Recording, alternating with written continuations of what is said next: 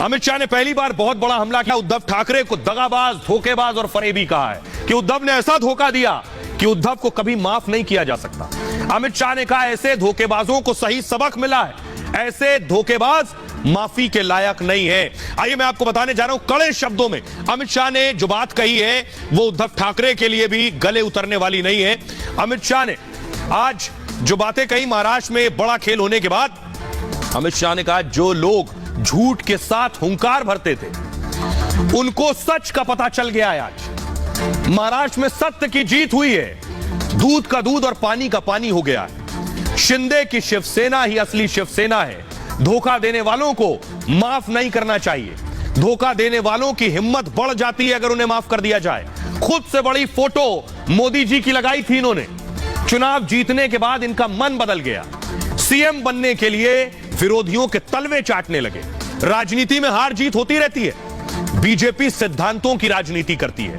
2024 के चुनाव के लिए शाह की हुंकार, महाराष्ट्र की सारी सीटें जीतेंगे 24 में, एक भी सीट किसी को नहीं मिलेगी, उन्होंने दावा किया। सुनिए जरा गृह मंत्री अमित शाह कैसे गरजे आज। और जो लोग झूठ के आधार पर हुंकार भरते थे उन लोगों को आज मालूम पड़ गया है सत्य किसके साथ है। आज मालूम पड़ गया है। गत चुनाव में मैं पार्टी का अध्यक्ष था। चुनाव मिलकर लड़े। अपनी फोटो से बड़ी फोटो मोदी जी की लगाई। देवेंद्र जी को नेता मानकर चुनाव लड़े और फिर मुख्यमंत्री बनने के लिए विरोधी विचारधारा के तलवे चाटने लगे। आज उनको सत्य क्या है वो परिचय मिल गया। आगामी लोकसभा के चुनाव में महाराष्ट्र की सभी के सभी सीटें शिवसेना बीजेपी युति के खाते में आनी चाहिए। कल मैंने शिंदे जी का भाषण सुना, प्रेस कॉन्फ्रेंस सुना। एक पत्रकार ने पूछा कि धनुष बाण आपको मिल गया? उन्होंने कहा ना, धनुष बाण एनसीपी कांग्रेस के यहां गिरो रखाए थे, मैं छुड़ा कर ले आया हूं। हमारी छोड़िए, इन्होंने बाला साहब की विचारधारा और शिव सैनिकों के साथ भी धोखा किया था। आज दूध का दूध पानी का पानी हो गया है। अब मैं आपको बताता हूं आखिर कैसे उद्धव ठाकरे ने धोखा दिया। किस बात का जिक्र कर रहे थे अमित शाह, क्या गेम किया उद्धव ठाकरे ने आखिरी वक्त में, यह आपको बताता हूं। जिस बात पर नाराज है अमित शाह, यह आप देख रहे हैं, सत्ता के लिए, कुर्सी के लिए खंजर भोंका। दरअसल बीजेपी और शिवसेना का जो गठबंधन था यह 35 साल पुराना गठबंधन था। उद्धव ने कुर्सी के लिए गठबंधन तोड़ दिया। 1989 से बीजेपी शिवसेना साथ चुनाव लड़ रहे थे। 2019 का चुनाव भी शिवसेना बीजेपी के साथ लड़ी, मोदी के पोस्टर के साथ लड़ी, उसी तस्वीर पर वोट मांगा। देवेंद्र फडणवीस उस वक्त महाराष्ट्र के मुख्यमंत्री थे। फडणवीस गठबंधन के नेता भी थे। महाराष्ट्र की 288 सीटों पर गठबंधन ने चुनाव लड़ा। बीजेपी को 105, उद्धव को आधी मिली, 56 सीटें लगभग मिली। उद्धव ठाकरे ने उसके बाद भी कहा कि सीएम तो हमें बनना है। उद्धव ने कहा 2.5 साल का ही सीएम बनाओ लेकिन हम बनेंगे सीएम। बीजेपी ने शर्त मानने से इनकार कर दिया कि यह बात पहले तो की नहीं थी। उद्धव ने कुर्सी के लिए, मुख्यमंत्री के लिए बीजेपी के साथ गठबंधन तोड़ दिया और जो विचारधारा के उलट थे एनसीपी कांग्रेस, इनसे हाथ मिला लिया। केवल कुर्सी पर बैठने के लिए यह किया। बीजेपी ने उद्धव पर धोखा देने का आरोप लगाया। 28 नवंबर 2019 को सीएम पद की शपथ ले ली। 29 जून 2022 को उद्धव ने इस्तीफा दे दिया। उद्धव करीब 2 साल 7 महीने मुख्यमंत्री रहे, लेकिन उसके बाद कुर्सी भी गई, पार्टी भी गई और चुनाव चिन्ह भी गया, कुछ नहीं बचा। अब हालत यह है, मैं आपको बताऊं कि अपने भी आईना दिखा रहे हैं। अपने कौन? राज ठाकरे, जो भाई हैं उद्धव ठाकरे के, वो भी बता रहे हैं कि तुम गलत थे।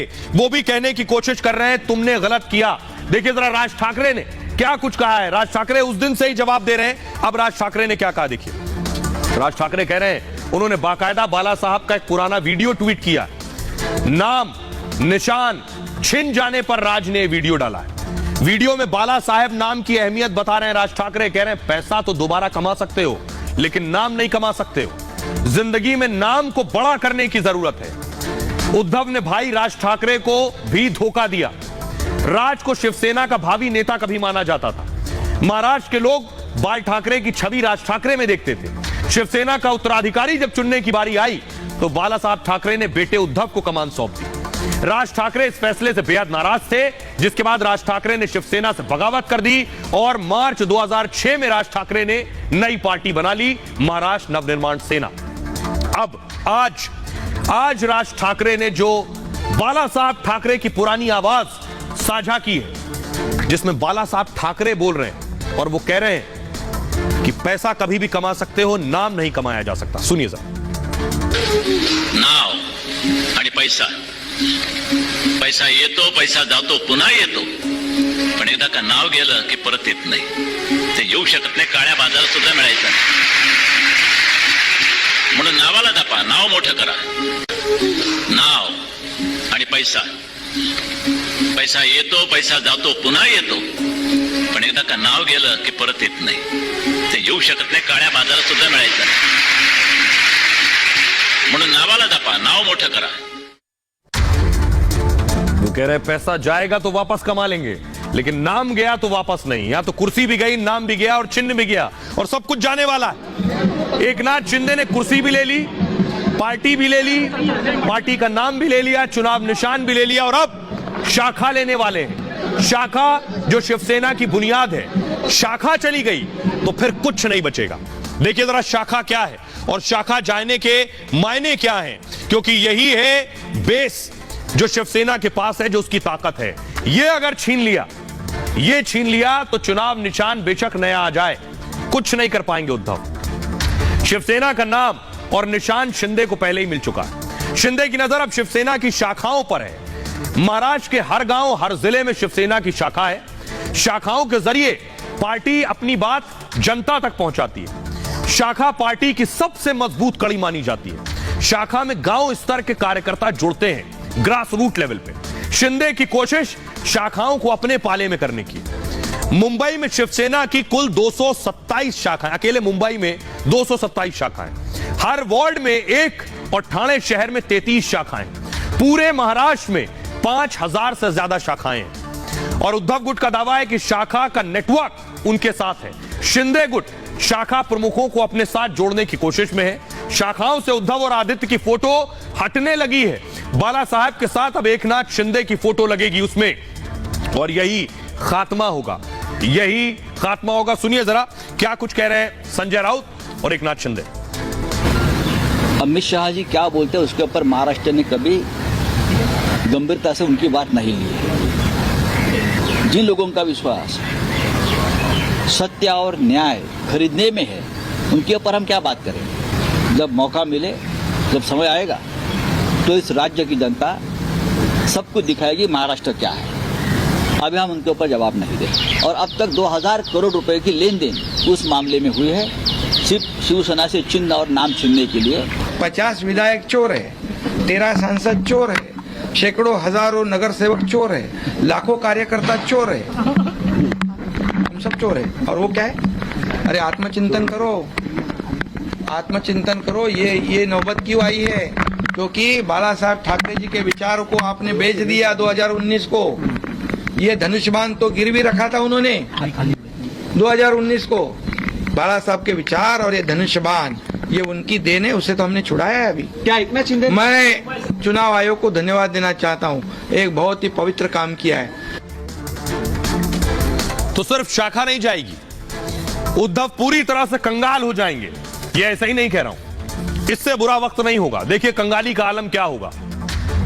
इलेक्शन कमीशन के फैसले के बाद उद्धव से पार्टी की संपत्ति छिन जाएगी, यानी पार्टी का जो फंड है, चारों तरफ से फंड आता है, आम लोग भी देते हैं, शिवसैनिक भी देते हैं और कारोबारी भी देते हैं, वो संपत्ति छिन जाएगी। उद्धव को इस बात की पहले से आशंका थी कि पार्टी लड़ाई हार जाएगी। सूत्रों की माने तो उद्धव ने क्या किया, बहुत सा फंड ट्रांसफर किया है और उद्धव गुट ने बैंक में नया खाता खुलवाया है, नए खाते में करोड़ों का फंड ट्रांसफर किया है। शिवसेना की कुल संपत्ति 334 करोड़ रुपए, 148 करोड़ की बैंक में एफडी है। शिवसेना की अचल संपत्ति 186 करोड़ है। शिवसेना की संपत्ति पर शिंदे गुट का अधिकार है और अब शिंदे गुट कोषाध्यक्ष नियुक्त करेगा, उसके हस्ताक्षर से वित्तीय लेन देन होंगे। उद्धव से इसका मालिकाना हक छिन सकता है। महाराष्ट्र में 82 जगहों पर शिवसेना का दफ्तर है।